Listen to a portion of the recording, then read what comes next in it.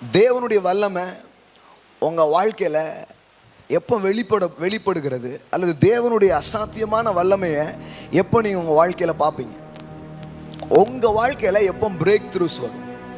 உங்கள் வாழ்க்கையில் எப்போ திருப்பு முனைகள் வரும்? உங்கள் வாழ்க்கையில் தேவனுடைய அசாத்தியமான அந்த காரியங்களை எப்போ நீங்கள் அனுபவிக்க முடியும் அப்படிங்கிறதுக்கான ஒரே ஒரு விஷயத்தை மட்டும் சொல்ல போகிறேன்.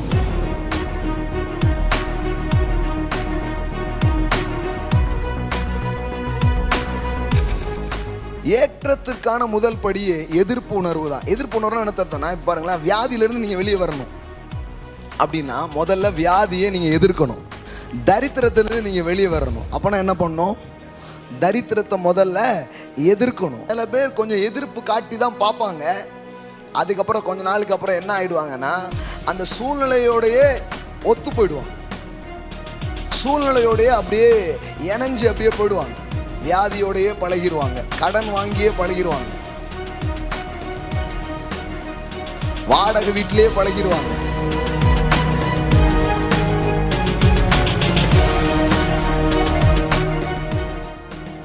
இப்போ நிறைய பேருக்கு எப்படி ஆயிடுச்சுன்னா, தரித்திரம் பழகிடுச்சு, அவமானம் பழகிடுச்சு, அந்த மாத சம்பளம் பழகிடுச்சு.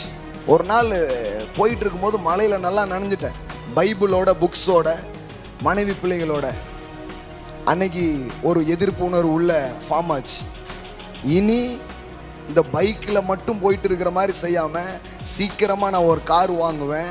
இப்படி மலையில் நனைஞ்சு இவ்வளோ கஷ்டப்பட்டு நான் ஊழியம் செய்ய மறுக்கிறேன், இதை நான் எதிர்க்கிறேன் என்கிற உணர்வு தான் அடுத்த 8 மாதத்தில் ஒரு புது காரை வாங்க வச்சது. சகித்து கொண்டு இருக்கும் வரை எதுவும் மாறுவதில்லை.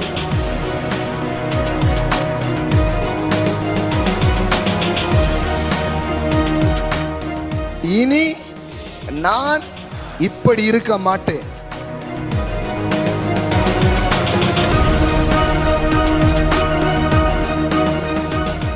உங்க வாழ்க்கையில என்னைக்கு நீங்க எழுந்து நின்று நான் இனி இப்படி வாழப் போவது இல்லை, ஹல்லேலூயா, இப்பேற்பட்ட ஒரு வாழ்க்கையை தான் கல்வாரியில் எனக்கு சம்பாதிச்சாரா, இப்பேற்பட்ட வாழ்க்கையை தான் கடவுள் எனக்காக வைத்தாரா, ஒருபோதும் நாம் இப்படி இருக்க போவது இல்லை. இந்த மாதிரி உணர்வு உங்களுக்கு வரும் பொழுது நான் சொல்கிறேன், கர்த்தர் உங்களே எடுத்து வல்லமையாக பயன்படுத்த ஆரம்பிப்பார். கர்த்தர் நல்லவர். ஆமென்.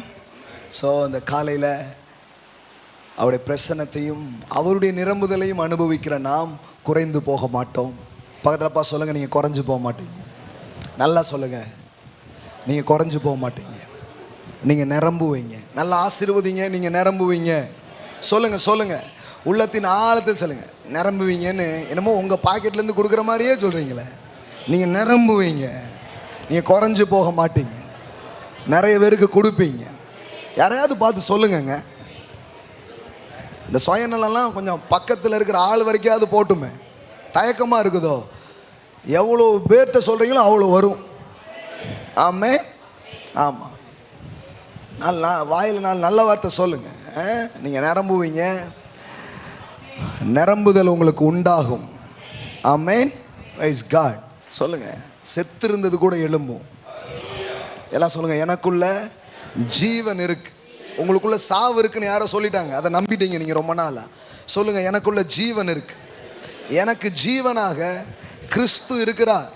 ஆகையா நான் தொட்டா செத்தது கூட எழும்பும், தொலங்காதது தொலங்கும், விளங்காதது விளங்கும், செய்வது எல்லாம் வாய்க்கும். அப்பேற்பட்ட ஆசீர்வாதத்தை இந்த கைகளிலே தேவன் வைத்திருக்கிறார். ஆமென். இதை நம்பி தான் தொழில் செய்யணும், வேலைக்கு போகணும், வியாதியஸ்தர் மேலே கையை வைக்கணும். ஆமென். கண்டிப்பாக நடக்கும். நடக்கும்னு அவர் சொல்லியிருக்கிறாருங்க. ஆமென். 2 வாட்டியில் நடக்கணுன்னே கையை ஒன்றே மாற்றி பேசிடக்கூடாது. நடக்கிற வரைக்கும் வச்சுக்கிட்டே இருங்க, கண்டிப்பாக நடக்கும். இயேசு ஒரு குருடனை தொட்டு பார்க்குறாரு, தொடுறாரு. எப்போ எதாவது தெரியுதான்னு கேட்குறாரு. அவன் சொல்கிறான், ஒரு மாதிரி டிம்மாக கொஞ்சம் தெரியுது அப்படிங்க. அப்புறம் அவனை கூட்டிகிட்டு போய் திருப்பியும் கை வைக்கிறார். அவரே 2வது வாட்டி கை வச்சிருக்கிறார். நாம் ஒரு 10 வாட்டி வச்சா என்ன தப்பு? அவரே தலைவரே 2 வாட்டி வச்சிருக்கிறார் பாருங்களேன். தெரியுதான்னு கேட்குறாரு. ஒரு மாதிரி டிம்மாக தெரியுது. அந்த ஊர் அந்த மண்டலம் அவனை பார்க்க விட மாட்டேக்கு பாருங்க. அவர் கொஞ்சம் அப்படியே வெளியில் கூட்டிகிட்டு போய் திருப்பி கை வச்சு இப்போ தெரியுதாங்கிறார். இப்போ நல்லா தெரியுது அப்படிங்கிறார். எல்லாம் சொல்லுங்கள், இயேசுவே 2 வாட்டி தொட்டிருக்கிறாரு. நம்ம 2000 வாட்டி கூட தொடலாம். ஆனால் கண்டிப்பாக நடக்கும், கண்டிப்பாக நடக்கும், கண்டிப்பாக நடக்கும். செத்த பிணங்கள் எல்லாம் உயிரோடு எழும்பும், மரித்தவைகள் உயிரோடு எழும்பும். ஆமே. இந்த மாசமே என்ன ப்ராமிஸ் தெரியுமா? செத்ததெல்லாம் உயிர்ப்பிக்கப்படும்.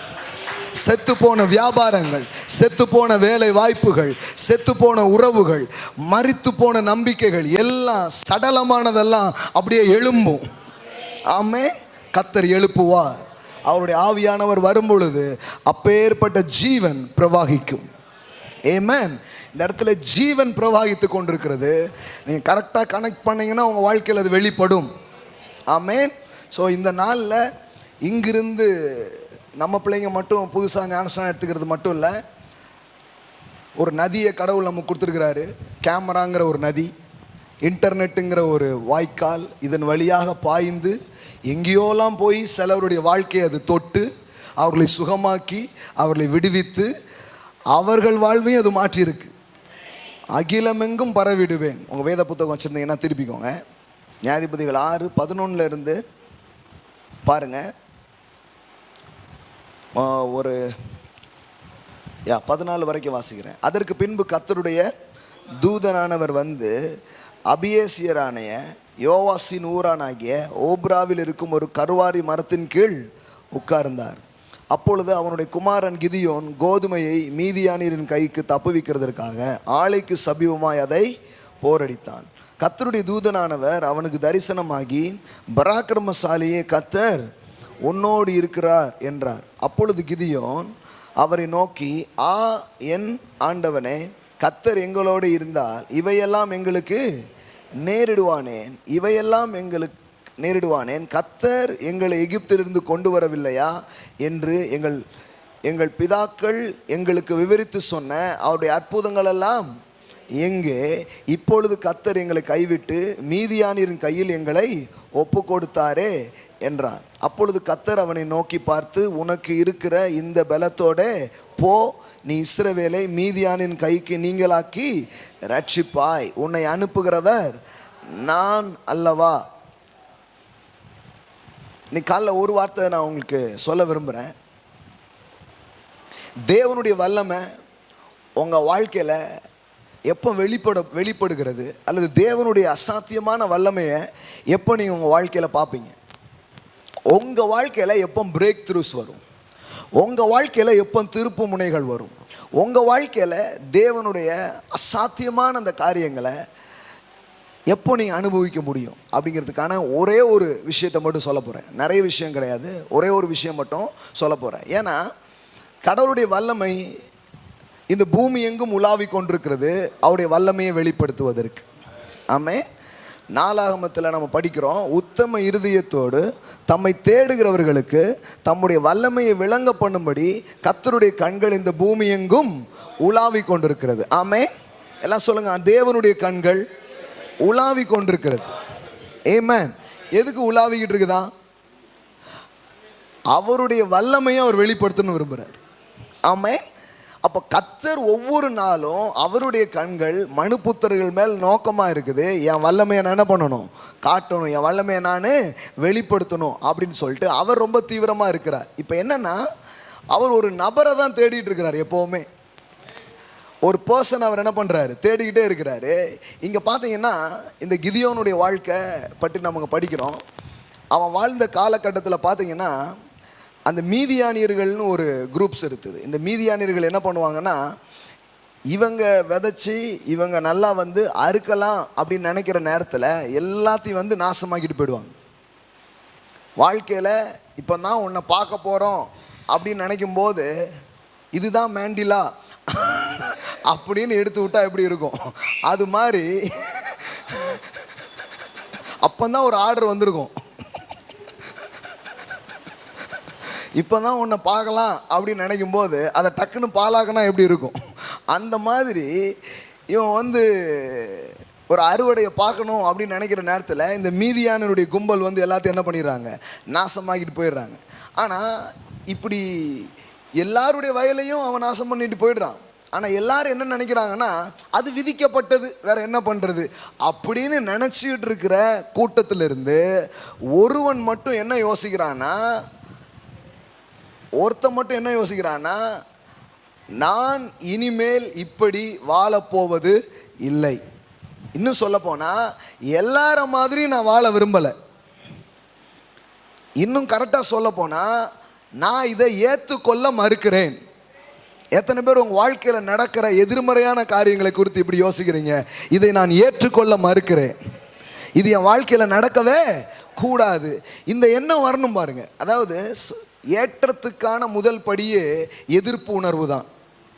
புரியல கொஞ்சம் பேருக்கு. அவர் கரெக்டாக கண்டுபிடிச்சிருக்கிறாரு. நான் பாட்டுக்கு கடார்னு சொல்லிடுறேன்னா அமைதியாக நீங்கள். ஏற்றத்திற்கான முதல் படியே எதிர்ப்பு உணர்வு தான். எதிர்ப்பு உணர்வு என்ன தருத்தனா, இப்போ பாருங்களேன், வியாதியிலேருந்து நீங்கள் வெளியே வரணும் அப்படின்னா முதல்ல வியாதியை நீங்கள் எதிர்க்கணும். தரித்திரத்திலிருந்து நீங்கள் வெளியே வரணும் அப்போனா என்ன பண்ணணும்? தரித்திரத்தை முதல்ல எதிர்க்கணும். வாழ்க்கையில் எந்த சூழ்நிலைகள் உங்களுக்கு மாறணும்னாலும் முதல்ல அந்த சூழ்நிலையோட ஒத்து போகிறத விட்டுட்டு அதை நீங்கள் எதிர்க்கணும். எனக்கு இப்படி நடக்க கூடாது, நான் இப்படி வாழ மாட்டேன், இதில் எனக்கு பிடிக்கவே இல்லை. இந்த எதிர்ப்பு உணர்வு ரொம்ப அவசியம். சில பேர் கொஞ்சம் எதிர்ப்பு காட்டி தான் பார்ப்பாங்க. அதுக்கப்புறம் கொஞ்ச நாளுக்கு அப்புறம் என்ன ஆகிடுவாங்கன்னா அந்த சூழ்நிலையோடையே ஒத்து போயிடுவாங்க. சூழ்நிலையோடையே அப்படியே இணைஞ்சு அப்படியே போயிடுவாங்க. வியாதியோடையே பழகிடுவாங்க, கடன் வாங்கியே பழகிடுவாங்க, வாடகை வீட்டிலேயே பழகிடுவாங்க, சாதாரண அன்றாடம் சம்பளம் வாங்குறதுலேயே பழகிடுவாங்க. கொஞ்ச நாளுக்கு அப்புறம் சரி நம்ம என்னத்தை பிஸ்னஸ் ஆரம்பிக்க, சம்பளம் மாதம் சம்பளம் வருதா, அதையே வாங்கிட்டு என்ன பண்ணுவோம், போயிடுவோம். இப்படி நமக்கு எங்கேயோ சில இதை சுற்றி நமக்கு என்ன ஆயிடுச்சு, பழகிடுச்சு. ஐயோ இதை விட்டுட்டு நாம் எதையும் என்ன பண்ணக்கூடாது, செஞ்சிடவே கூடாதுன்னு சொல்லிட்டு நாம் ஏற்றுக்கொண்டு அப்படியே பழகிடுறோம். பாருங்க, ஒருத்தர் கேட்பான் இல்லையா, 40 வயசுக்கு அப்புறம் எப்படி இருக்கும்ன்ட்டு.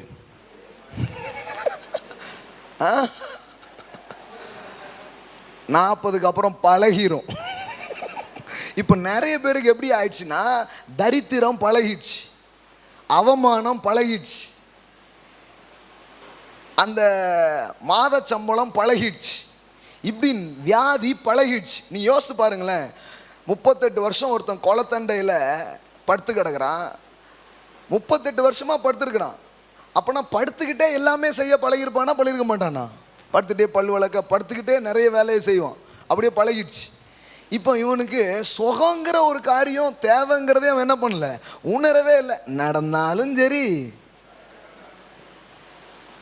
வந்தாலும் சரி, வராட்டாலும் சரி, இப்படி செட்டில் ஆயிட்டான். அதனால தான் இயேசு அவன்கிட்ட கேட்க வேண்டியது இருக்குது, சுகமாக விரும்புகிறாயா, சுகமாக. இப்போ நமக்கு எல்லாரும் ஆச்சரியமாக இருக்கும், எதுக்கு இயேசு இதெல்லாம் கேட்குறாரு, ஏன் கேட்கணும்? அவர் வியாதிக்காரனை பார்த்து சுகமாக விரும்புகிறாராங்கிறதுலாம் ஒரு கேள்வியானா கண்டிப்பாக கேட்க வேண்டியது இருக்குது. ஏன்னா சிலர் வியாதியிலே செட் ஆயிட்டாங்க, சிலர் தரித்திரத்திலே செட் ஆயிட்டாங்க, சிலர் கடன்லே செட் ஆயிட்டாங்க, சிலர் அது லைஃபே பல விதத்தில் அப்படி என்ன ஆயிடுச்சு, செட் ஆகி இனிமே என்னங்க அப்படிங்கிற மாதிரியே இருக்கிறாங்க. அப்படி தான் அந்த மீதியானியருடைய பாதிப்புகளில் எல்லோருமே செட் ஆகிருந்தாங்க. ஆனால் ஒருத்த மட்டும்தான் டெய்லி எதிர்ப்பை காமிச்சிக்கிட்டே இருக்கிறான், அவன் பேர் தான் கிதியோன். புரியல? செட்டாகி போகிற இந்த வாழ்க்கைக்கு நடுவில், அதாவது தண்ணியோடு போகிற பல செத்த மீன்கள் நடுவில் ஒரு மீன் மட்டும் எதிர்நீச்சல் அடிக்கிறது, அந்த மீனுக்கு பேர் தான் கிதியோன்.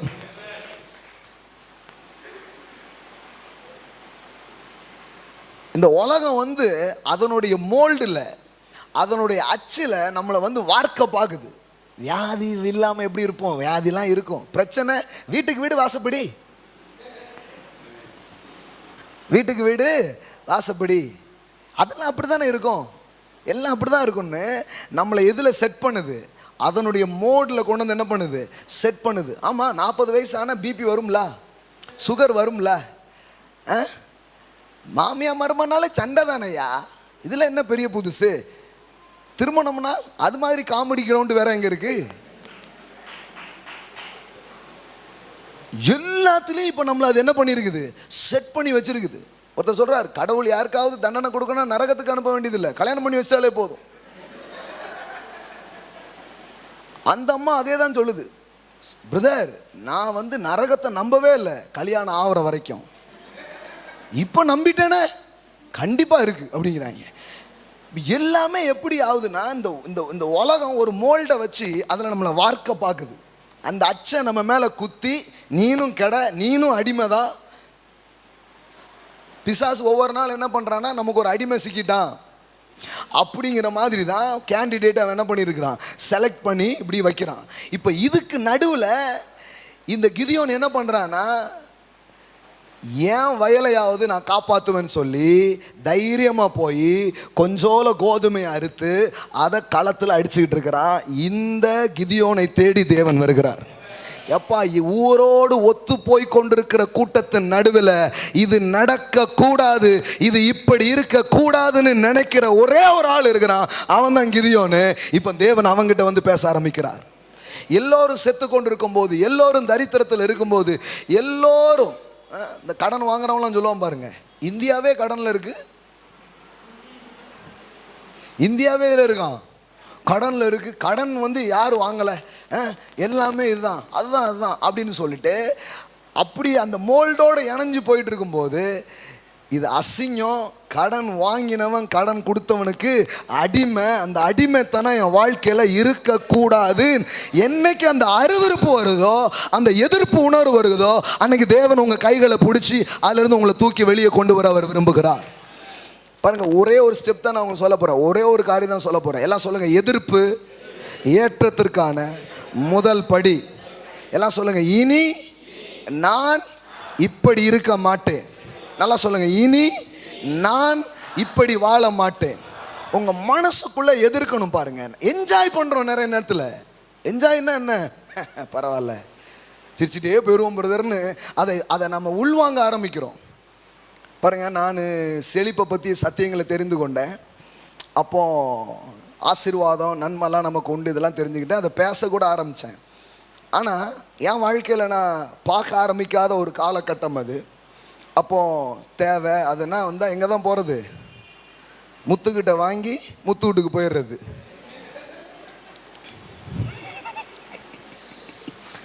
நம்ம வாழ்க்கையில் ரெண்டு முத்து, வைக்கிறதுக்கு கொடுக்குற ஒரு முத்து, வைக்கிறத வாங்கிட்டு தர்றதுக்கு ஒரு முத்தூட் பேங்க். நான் போய் வண்டியை நிப்பாட்டிட்டு இப்படி பார்ப்பேன், யாராவது நம்மளை பார்க்காங்களா, ஏன்னா நம்ம வேற ஊர் பூரா என்ன பேசிக்கிட்டு இருக்கோம், செழிப்பு அப்படிங்க. ஐயோ, இதை யாராவது பார்த்தா ஒரு மாதிரி ஆயிடுமே, பாருக்குள்ளே போகிற மாதிரியே. ஆமாம், உள்ளே போயிட்டு இப்படியே பார்த்துக்கிட்டு அந்த அன்னைக்கு அடகு வச்சுட்டு காசை வாங்கிட்டு வருவேன். ஆனால் நான் சொல்லட்டுமா, அப்படி போகும்போதெல்லாம் எனக்குள்ள ஒரு எதிர்ப்பு உணர்வு இருக்கும்.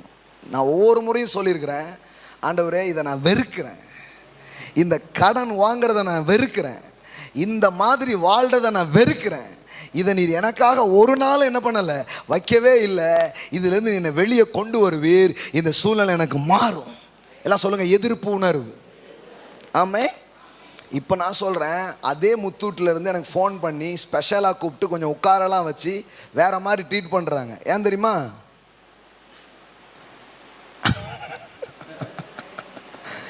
இப்போ அவங்கிட்ட வாங்க போகல, இப்போ கலெக்ஷனுக்காக போகிறோம். வெஸ்டர்ன் மணி பூரா அங்கே தான் வருது. ஒரு நேரத்தில் அவமான உணர்வோட வெட்க உணர்வோடு போன இடத்துக்கு தேவன் நிமிர்ந்து போகிற மாதிரி மாற்றிருக்கிறார்.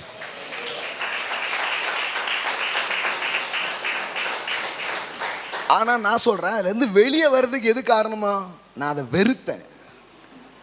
நான் சொல்கிறேம்மா, கடன்லேருந்து என்றைக்கு வெளியே வருவீங்கன்னா அதை நீங்கள் வெறுக்கும் போது தான் வெளியே வருவீங்க. வியாதியிலேருந்து எப்போ வெளியே வருவீங்கன்னா, நீ எனக்கு கிடையாது, நான் உன் கூட குடும்பம் நடத்த மாட்டேன். வீட்டுக்காரர் கூட சொல்லிடாதீங்க.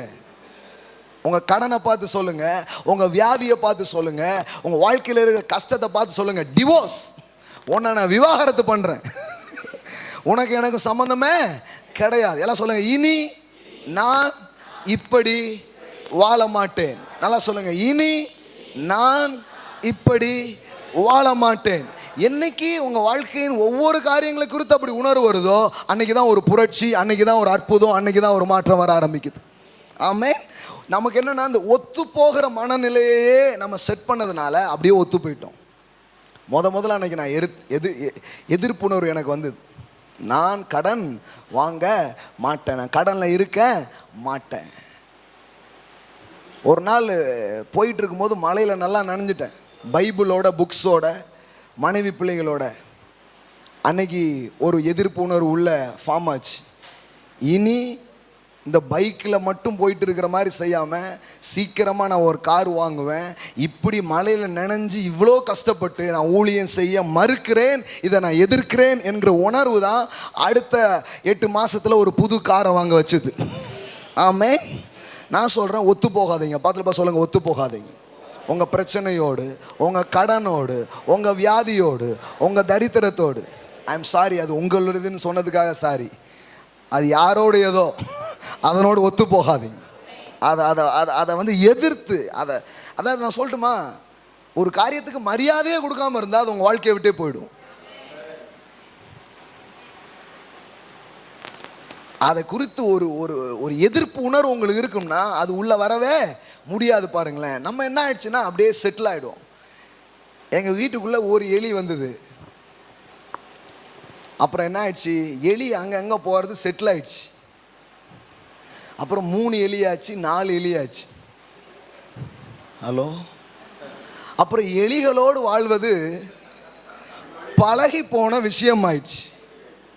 நைட் தூங்குறதுனால என்ன சத்தத்தை காணும், கிக்கின்னு அங்கே கற்றுக்கிட்டே இருக்குமே, இங்கே ஒரு 2 எலி இருக்குமே, இங்கே ஏதாவது ஒன்று இருக்குமே அப்படிங்கிறது என்ன ஆயிடுச்சு, பழகி போயிடுது. இப்படி தான் வாழ்க்கையில் வர்ற ஒவ்வொரு விஷயமும் நமக்கு பழகிடுது, அது அப்படியே செட்டில் ஆகிடுது. அதுலேயே நம்ம என்ன பண்ணிடுறோம், அங்கே அப்படியே உட்காந்துடுறோம். ஆனால் யார் இதை உடச்சிட்டு வெளியே வராருன்னா கிதியோன் மாதிரி. கிதியோன் வந்து என்ன பண்ணுறான், அவனுக்குள்ள ஒரு தேடல், அவனுக்குள்ள ஒரு தவிப்பு உள்ள ஓடிக்கிட்டே இருக்குது. என்ன தவிப்புனா, எங்கள் பிதாக்கள் விவரித்து சொன்ன அற்புதங்கள் எங்கே? எல்லாம் சொல்லுங்க, அற்புதங்கள் எங்கே?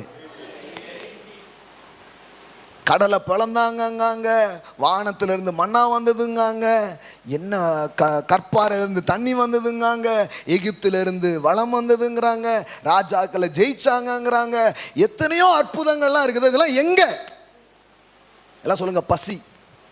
எல்லாம் சொல்லுங்க, பசி, தேடல், விருப்பம், தாகம், எதிர்பார்ப்பு, இது உள்ள ஓடிக்கிட்டே இருக்குது, கொதிச்சுக்கிட்டே இருக்குது உள்ளுக்குள்ள. ஆனால் யாருமே அதை அவன் வாழ்க்கையில் பார்க்கல, அதுக்கான ஆட்களும் இல்லை, அதை அவன் வாழ்க்கையில் அனுபவிக்கவும் இல்லை. ஆனால் உள்ளத்துக்குள்ளே ஒன்று ஓடுது. எத்தனை பேருக்குள்ளே அப்படி ஓட ஆரம்பிச்சிருக்குது? ஏன் வியாதிகளை குறித்து, தோல்விகளை குறித்து, வாழ்க்கையின் காரியங்களை குறித்து உள்ள ஒரு தகிப்பு, இப்படி இருக்கக்கூடாது, இது இப்படி நடக்கக்கூடாது, இவ்வளவு சின்ன வயசில் மறிக்க கூடாது, இவ்வளவு மோசமாக இந்த சமூகம் இருக்க கூடாது, இவ்வளவு மோசமான தலைமைகள் நமக்கு இருக்க கூடாது, நம்ம நாட்டு அரசியல், நம்ம நாட்டில் இருக்கிற சூழல், நம்ம சுற்றில் இருக்கிற காரியங்கள் இப்படி இருக்க கூடாது. அந்த மாதிரி உணர்வு எப்போ வருதோ, நான் சொல்கிறேன், தேவ சத்தம் உங்களுக்கு உண்டாக ஆரம்பிக்கும், தேவ உதவி உங்களுக்கு உண்டாக ஆரம்பிக்கும், தேவ தூதர்கள் உங்களை நோக்கி பயணிப்பதை நீங்கள் பார்க்க ஆரம்பிப்பீர்கள். நான் சொல்லட்டுமா, இந்த ஊழியமே எப்படி ஆரம்பிச்சது தெரியுமா? அங்கே போய் கூட்டத்தில் உட்காருவோம், அங்கே போய் மீட்டிங்லலாம் உட்காரும்போது எங்கெல்லாமோ இருந்த ஆட்கள் வந்து சலிப்போடையே திரும்பி போயிட்டே இருப்பாங்க. இதை பார்க்கும்போது ஒரு இப்படி இருக்கக்கூடாது, இப்படி நடக்கக்கூடாது, ஜனங்க எவ்வளோ ஆசையாக வர்றாங்க, எப்படி இல்லாமல் வந்துட்டு இருக்காங்க, ஏன் இப்படி வெறுமையாகவே போகிறாங்க, இப்படி இருக்கக்கூடாதுன்னு யோசித்தது தான் இப்படி ஒன்று செய்வதற்கு காரணமாக மாறினது.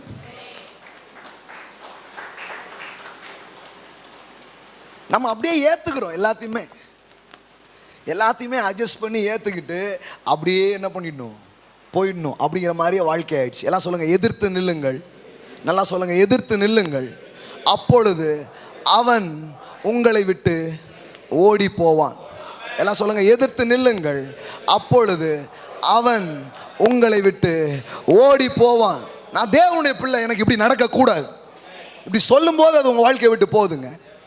அதுதான் கிளைம் பண்ணுறது. நான் கர்த்தருடைய பிள்ளை, என் வருமானம் இப்படி அநியாயமாக போகக்கூடாது, நான் கடவுளுடைய பிள்ளை, நான் இந்த மாதிரி கையேந்த கூடாது. நான் கடவுளுடைய பிள்ளை, நான் இப்படி நஷ்டமடைய கூடாது. நான் கடவுளுடைய பிள்ளை, இப்படி துக்கமாக இருக்க கூடாது. நான் கடவுளுடைய பிள்ளை. அதனால தான் இயேசுக்கு ஆதங்கம். ஆபிரகாமின் குமாரத்தி 18 வருஷம் ஏமா குனிஞ்சே இருக்கிறாங்கிறாரு. ஏன்னா நீ ஆபிரகாமின் குமாரத்தி, நீ என்ன பண்ணியிருக்க கூடாது, குனிஞ்சிருக்கவே கூடாது, எழுந்து நிமிர்ந்து நில்லு அப்படிங்கிறாரு. ஸோ கிதியோனுக்குள்ள ஒன்று ரொம்ப ஆர்வமாக ஓடிட்டு இருக்குது.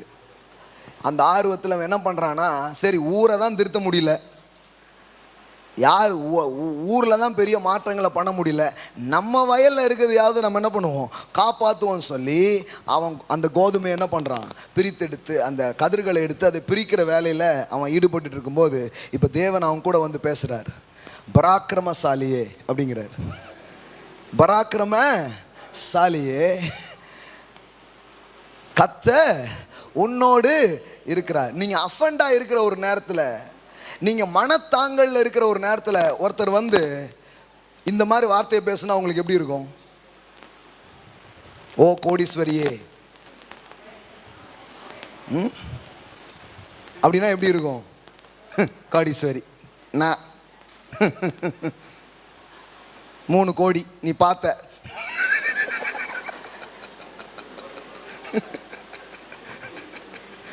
மாப்பு அப்படிங்கிற மாதிரி தான் நம்ம. அதாவது அஃபண்டாக இருக்கிற நேரம் ஒரு ப்ரொஃபட்டிக் வேர்டை நம்மளால் என்ன பண்ண முடியறதில்ல, ரிசீவ் பண்ண முடியுதில்ல. ஏமேன் அப்படிலாம் சொல்ல முடிய மாட்டேங்குது.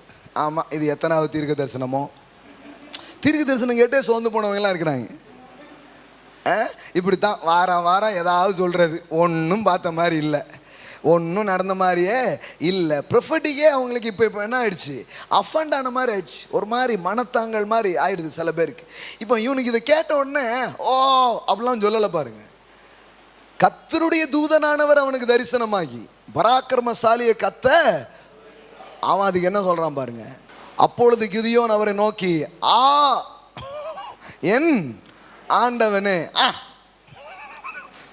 என்ன சொல்கிறான், என் ஆண்டவனே, கர்த்தர் எங்களோடு இருந்தால் இவையெல்லாம் எங்களுக்கு.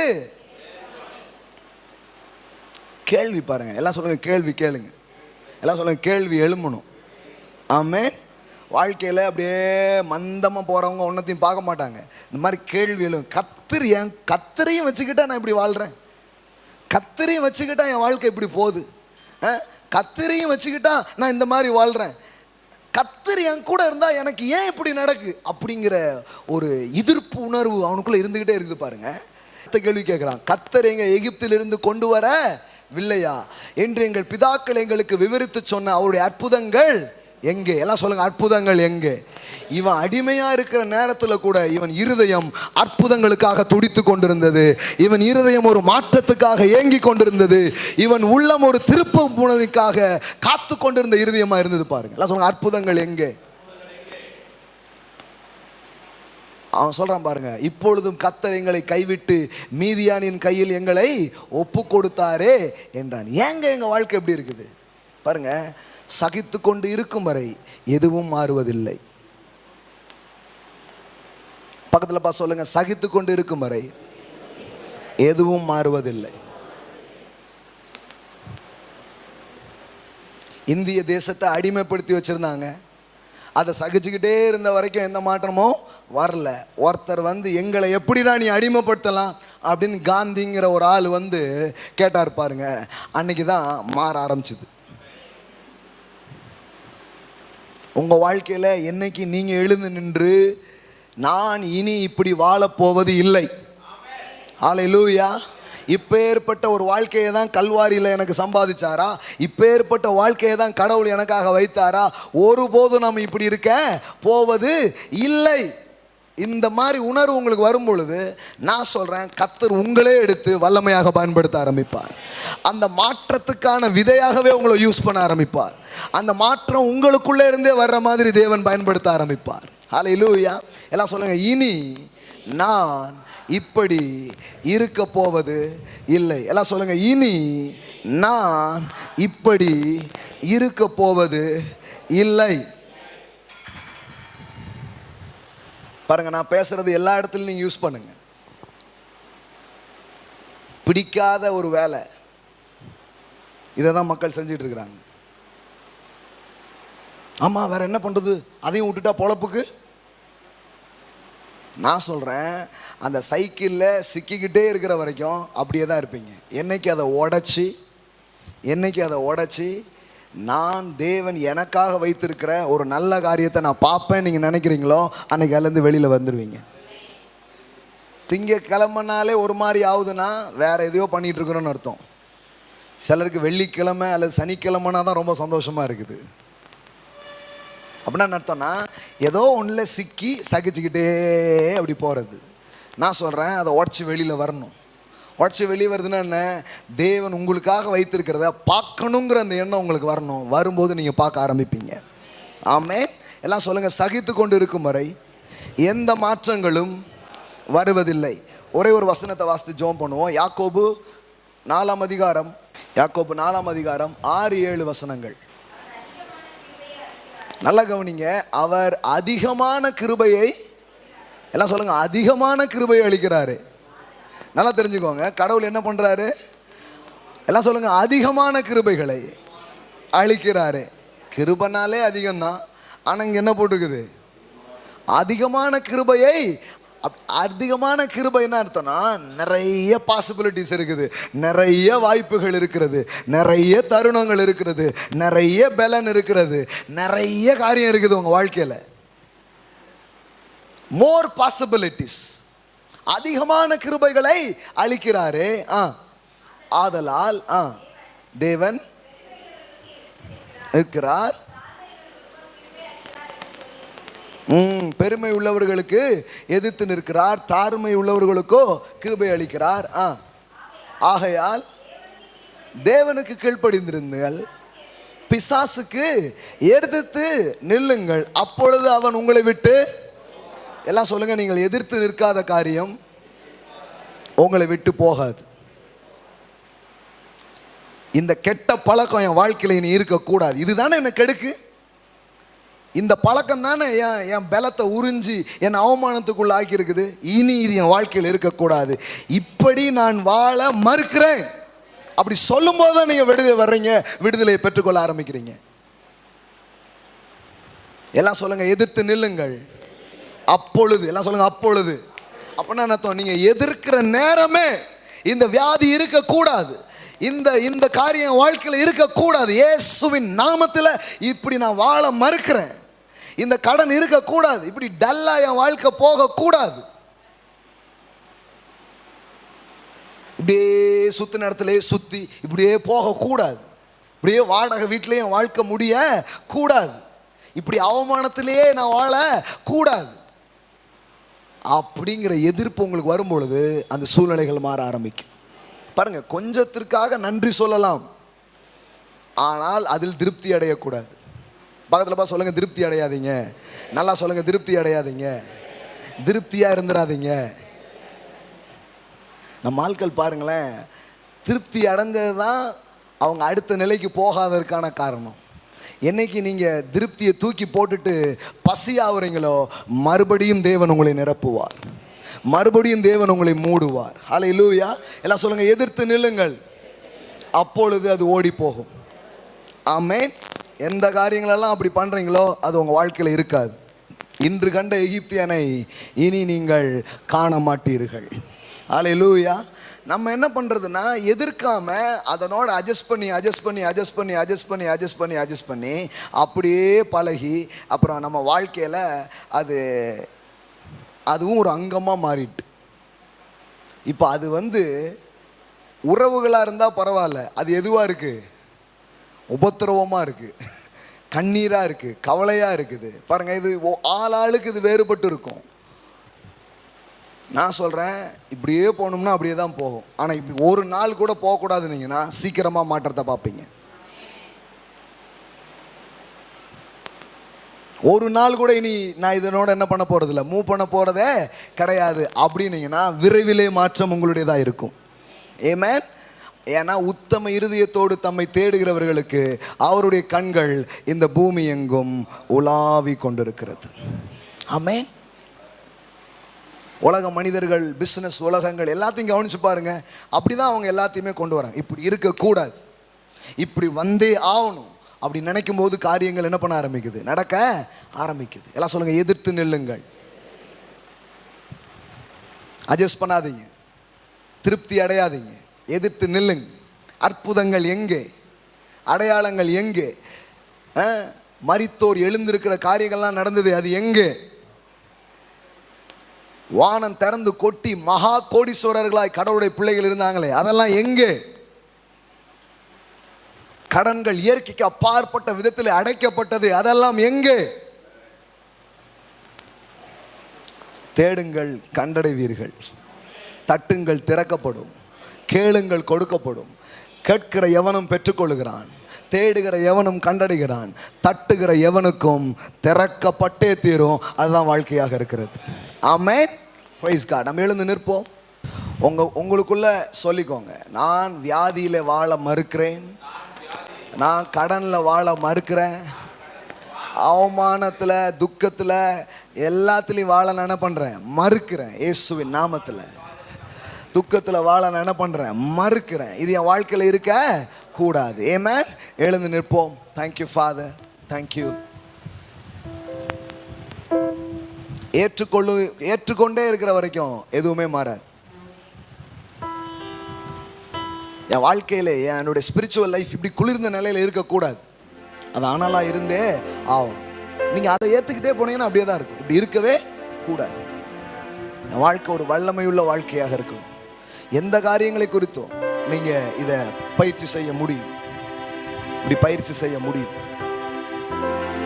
ஒரு ஊழியக்காரனா மக்கள் ஏதாவது கொடுப்பாங்களா அப்படின்னு கையேந்தி வாழ நான் மறுக்கிறேன் அப்படின்னு ஒரு நாள் தீர்மானம் எடுத்தேன். ஒரு ஊழியக்காரனா நான் எழுந்து நின்று ஆசீர்வதிக்கப்பட்டு மக்களுக்கே நம்ம கொடுக்குற ஆளாக இருக்கணும் அப்படிங்கிறது விருப்பமாக மாறிச்சு. அப்படி மாறுகிற மாற்றம் தான் இன்னைக்கு இவ்வளோ தூரம் பயணம் பண்ணுறதுக்கு உதவியாக இருக்கிறது. ஆமென். ஜனங்களால் இவர் பிழைத்தார் அந்த பேர்லாம் இருக்கவே கூடாது. இவர் வந்ததால் பல ஜனங்கள் பிழைத்தது என்கிற நிலை வர வேண்டும். விரும்பலாம். அதனாலதான் பாருங்க, போற இடத்துலலாம் இப்ப என்ன ஆகுது, மேக்சிமம் கோல்டு தான் கிஃப்டா கொடுக்குறோம், தங்கம் தான் கிஃப்டா கொடுக்குறோம்.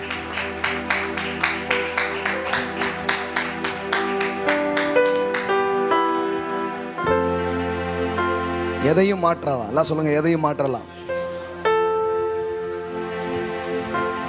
இந்த சின்ன வருமானத்திலே நீங்க திருப்தி அடைஞ்சிங்கன்னா அங்கதான் இருப்பீங்க. ஆண்டவரே நான் வெறுக்கிறேன், இந்த 10,000 20,000 என் வாழ்க்கை ஓடவே கூடாது, நான் இதை வெறுக்கிறேன் ஆண்டவரேன்னு சொல்லுங்க. இது எனக்கு வேண்டாம், நான் வேற மாதிரி வாழணும். இப்படி நீங்க நினைக்கும் போதுதான் கதவுகள் திறக்கும்.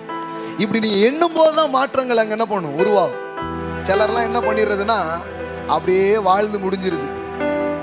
பிள்ளைங்களை கூப்பிட்டு கடைசியில் சொல்றது, அப்பா இப்படிலாம் அந்த பேங்க்ல இவ்வளவு வைக்கணும்னு நினைச்சேன், நீனாவது வை.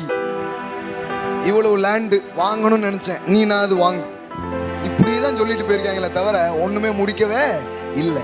உங்க வாழ்க்கையை நீங்க அப்படி முடிக்க கூடாது. உங்க வாழ்க்கை அவ்விதமாய் முடிக்கிறத தேவன் விரும்பல. உங்கள் ஏக்கங்கள் தீர்க்கப்பட வேண்டும், நீங்கள் விரும்பினதை அடைய வேண்டும். Amen. Yes yes yes yes yes. எவ்வளவு நாள் இப்படி குனிஞ்சே வாழ்றது? அந்த குனிஞ்ச கூட்டத்திலிருந்து யாராவது ஒருத்தர் எழும்பி நாம் நிமிரணும் அப்படின்னு சத்தத்தை போட்டாக வேண்டியது இருக்கு. இனி நான் இப்படி வாழ மறுக்கிறேன் என்கிற மறுப்பை சொல்ல வேண்டியது இருக்கு. நான் சொல்றேன், அது மாற்றம் மட்டும் இல்ல, அது ஒரு புரட்சியும் கூட தான். கடவுள் உங்களை அதுக்காக தான் அழைக்கிறார். கிறிஸ்தவங்கன்னா இப்படிதான் நசுக்கப்பட்டு ஒடுக்கப்பட்டு கிடப்பாங்க அப்படிங்கிறத மாத்தணும். சில பேர் அவங்க வாழ வைப்பாங்கிறத கொண்டு வந்து காட்டணும். அரசாங்கம் என்ன எங்களுக்கு உதவுறது, நாங்க அரசாங்கத்துக்கு உதவுறோம் அப்படிங்கிற மாதிரி வரணும். அப்படி வர்றதை விரும்பணும்.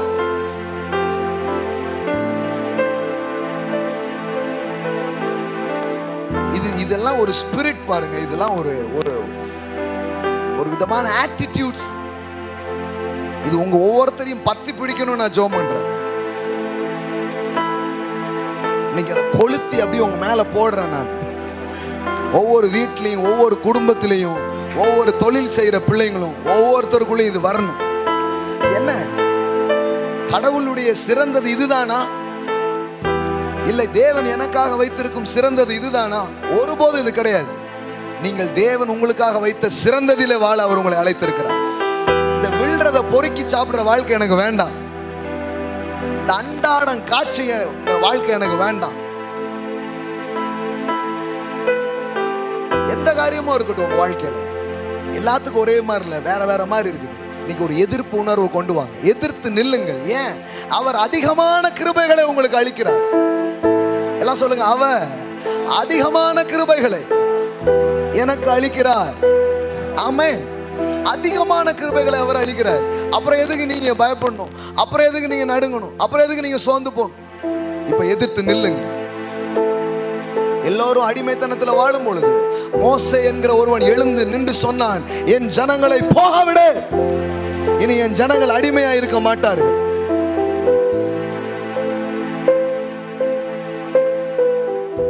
இயேசு பாருங்க, தேவாலயத்துக்குள்ள போனா அது வியாபார சந்தையா மாறி இருந்தது. எல்லாம் வெளியில கிளப்புன்னு அனுப்பிச்சிட்டு குருடர்கள், முடவர்கள், நடக்க முடியாதவங்களாம் உள்ள கூட்டிட்டு வந்து அவர்களை சுகமாக்கினார். எல்லாமே எதிர்க்கிறவர்களால் தான் மாற்றங்கள் பிறக்கிறது.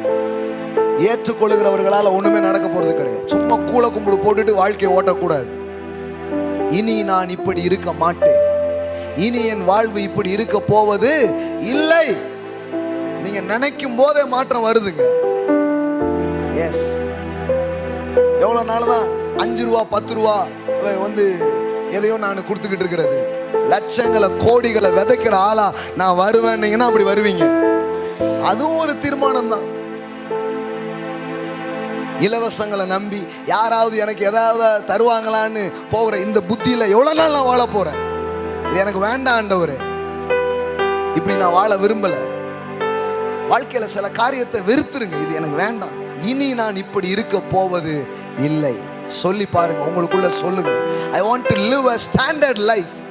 ஒரு தரமான ஒரு வாழ்க்கை, the God's best life. தேவன் எனக்காக வைத்திருக்கிற சிறந்ததிலே நான் வாழ விரும்புகிறேன். இப்போ இவ்வளவு தூரம் வந்திருக்கிறோம், அப்போ கூட எனக்கு திருப்தியே வரல பாருங்களேன். இப்பமே நம்ம ஊழியத்துல ஒரு மாசத்துக்கு எத்தனையோ லட்சம் செலவு பண்ற அளவு கடவுள் நம்மளை ஆசீர்வச்சிருக்கிறார்.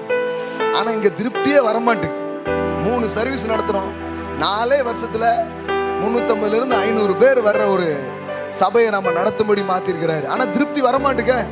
நேற்றுக்கு ஒரு ஃபோன் வருது, நைட்டு ஒரு ஃபோன் வருது, திருச்சியில இருந்து ஒன்று வருது, மதுரையில இருந்து வருது, கண்ணீர் கதறல். ஊருக்கு ஊர் இதை நான் ஆரம்பிச்சு ஆகணும். அது வரைக்கும் நான் திருப்தி அடைய போறதே இல்லை, ஓய போறதே இல்லை.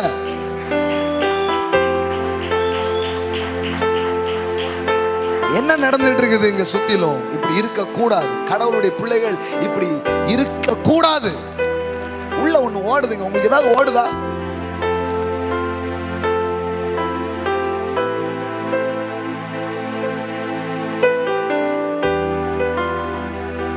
அடிமையின் புத்தி பழகி போயிருக்குது.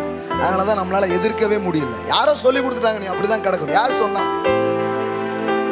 ஏதாவது ஒண்ணு பண்றீங்கன்னா அதுல பெஸ்டா வாங்க, உங்களால வர முடியும். ஆமென். முதல்ல இப்படி சாதாரணமா வர்றது எனக்கு வேண்டாம். அதை பத்தி என்னணும், இப்படி இருக்கக்கூடாது. நான் இருந்தா பெஸ்டா இருக்கணும், சிறப்பா இருக்கணும். இந்த எண்ணத்தை உள்ள கொண்டு வாருங்க. the spirit of excellence அது உங்களுக்குள்ள வரட்டும்.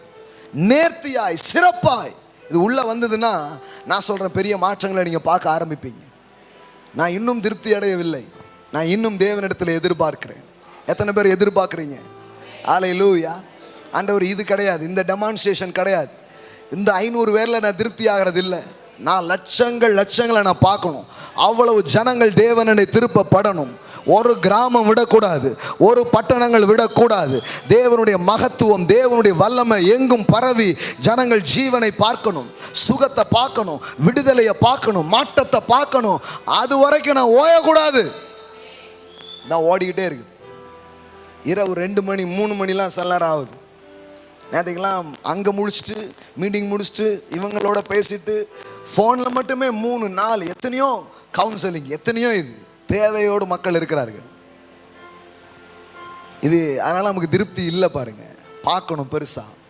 பக்கத்தில் சொல்லுங்க, பெருசா பார்க்கணும். அவர் அதிகமான கிருபை அளிக்கிறாரு. சொல்லுங்க சொல்லுங்க, அவர் அதிகமான கிருபை அளிக்கிறாரு. அப்போ ஏன் இந்த கம்மியான வாழ்க்கை வாழ்றீங்க? அதிகமான கிருபையை வச்சுக்கிட்டு இவ்வளவு கம்மியாக வாழக்கூடாது, இவ்வளவு குறைச்சலா வாழக்கூடாது.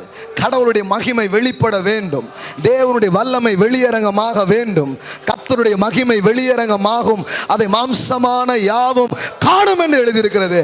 அப்பேற்பட்ட ஒரு வாழ்க்கையை நாங்கள் வாழணும். ஹல்லேலூயா, ஹல்லேலூயா, ஹல்லேலூயா, ஹல்லேலூயா. ஆண்டவரை நோக்கி சில ஜெபங்களை ஏறெடுங்க. ஆண்டவரே, நாங்கள் திருப்தி அடையவில்லை, இது எங்களுக்கு போதுமானது அல்ல. ஹல்லேலூயா. இன்னும் வாசல்கள் திறக்கப்படுவதாக, இன்னும் பெரிய காரியங்கள் வாழ்க்கையில் வருவதாக. கடன்லாம் இருக்கவே கூடாது, வியாதி இருக்கக்கூடாது, தரித்திரம் இருக்கக்கூடாது. ஓ, வாழ்க்கையில் பெரிய மாற்றங்களை உம்மிடத்தில் எதிர்பார்க்கிறோம். ஹல்லேலூயா. அதிகமான கிருபைகளை அளிக்கிற தெய்வமே, ஹல்லேலூயா, ஹல்லேலூயா, ஹல்லேலூயா, ஹல்லேலூயா, ஹல்லேலூயா. உள்ளத்துக்குள்ளே தாகம், உள்ளத்துக்குள்ளே அனல், உள்ளத்துக்குள்ளே தூண்டப்படும்படிக்கா நான் ஜெபிக்கிறேன். ரேஹேனாமா சேக்லாபாரா காத்தாராபாலாபாராபா. ஹல்லேலூயா, ஹல்லேலூயா. இன்னைக்கு வந்து எங்கள் மத்தியில் சாட்சி சொன்ன அருமையான பிள்ளைகளைப் போல இன்னும் எத்தனையோ லட்ச வாலிபர்கள் இந்த தேசத்தில் இருக்கிறார்கள். அவர்கள் எழும்பப்பட வேண்டும், அவர்கள் தொடப்பட வேண்டும், அவர்களுக்குள்ளாக தேவன் வைத்திருக்கிற மகத்துவங்கள் வெளிப்பட வேண்டும். ரேகா போரா சேகா சாலாபாரா காத்தாரா பாலாபா ரீகேனாமா. பாருங்க, கொஞ்சம் பேர் இப்படி ஒருமனப்பட்டு, கொஞ்சம் பேர் இப்படி ஒரே இருதயத்தோட நாம நிற்போம்னா அசைவு வந்தே தீரும், மாற்றங்கள் வந்தே தீரும், முன்னேற்றங்கள் வந்தே தீரும். போன வெள்ளிக்கிழமை தலைவர்களாக உட்காந்து நாங்கள் பேசணும். நைட்டு 2 மணி அந்த மாதிரி ஆயிடுச்சு. உட்காந்து பேசிக்கிட்டு எப்படி இந்த பட்டணத்தையே வடிவமைக்குதுன்னு பேசிகிட்டு இருக்கிறோம். இந்த ஊரில் இருக்கிற ஒவ்வொரு காரியத்தை எப்படி மாற்றலான்ட்டு பேசிகிட்டு இருக்கிறோம். பாருங்க, இன்னைக்கு பேச்சு நாளைக்கு வீச்சு, இன்னைக்கு பேசுறதெல்லாம் நாளைக்கு நடக்கும், கண்டிப்பாக நடக்கும். இந்த எஜுகேஷன்லாம் எப்படி ஒரு மாற்றத்தை கொண்டு வர்றது, எல்லாத்தையும் உட்காந்து பேசிகிட்டு இருக்கிறோம். சும்மா கிடையாது. பாருங்க, கொஞ்ச நாள் பாருங்க, பூமியிலே பரலோகம்ங்கிற மாதிரி வரும், வந்தே தீரும், நடந்தே தீரும். ஒவ்வொரு குடும்பமும் அப்படி வரும், ஒவ்வொரு பிள்ளைகளும் அப்படி வருவாங்க. ஹல்லேலூயா. இது சாதாரண வித்து இல்லை, இது தேவ வித்து, இது தேவ ரகமான வித்து. தேவ ஜாதி, தேவ ரகமான பிள்ளைகள் எழும்புவார்கள். ஹல்லேலூயா, ஹல்லேலூயா. எதிர்த்து நில்லுங்க. ஆண்டவரே, இந்த சாதாரண எனக்கு வேண்டாம். ஆமென், ஹல்லேலூயா. தோசைனாலும் நம்ம ஸ்பெஷல் தோசை தான்.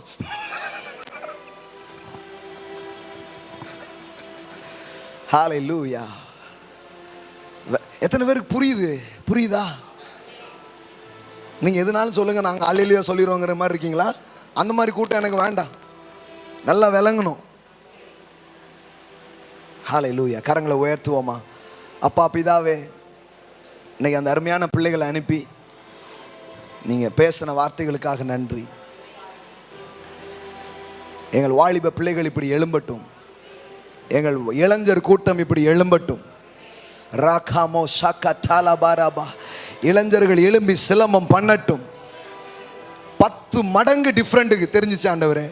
இன்னைக்கு வித்தியாசம் தெரியணும் ஆண்டவரே.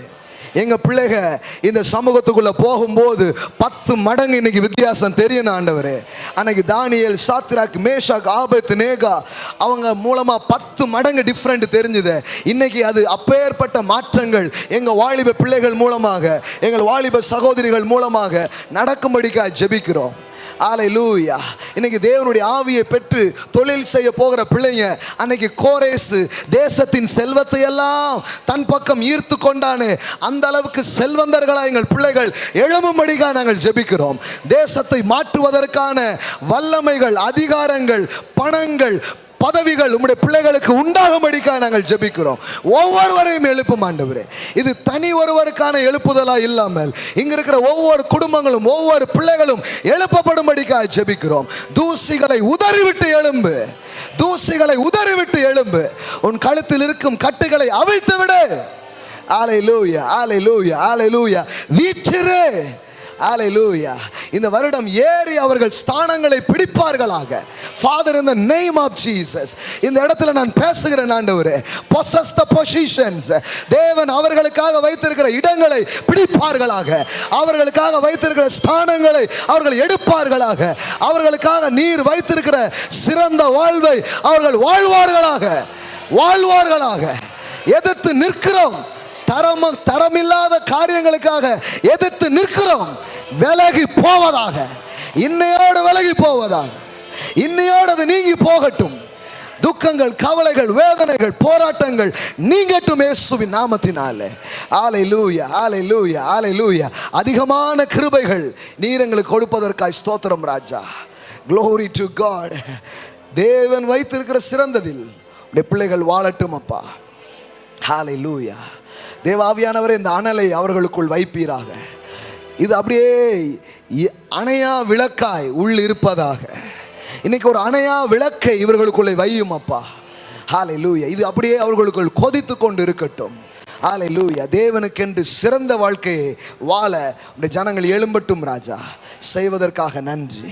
உனக்கு இருக்கும் இந்த பலத்தோடு புறப்பட்டு போ, உன்னை அனுப்புகிறவர் நான் அல்லவா என்று சொன்ன தேவன் எங்களை பலப்படுத்த வல்லவராய் இருக்கிறீர். உம்முடைய கிருபை எங்களை பலப்படுத்தும். இதையெல்லாம் செய்ய நீர் வல்லவராய் எங்களுக்குள் இருப்பதற்காக நன்றி. இயேசுவின் நாமத்தினால் பிதாவே, ஆமென், ஆமென், ஆமென். Praise God. Amen and amen and amen.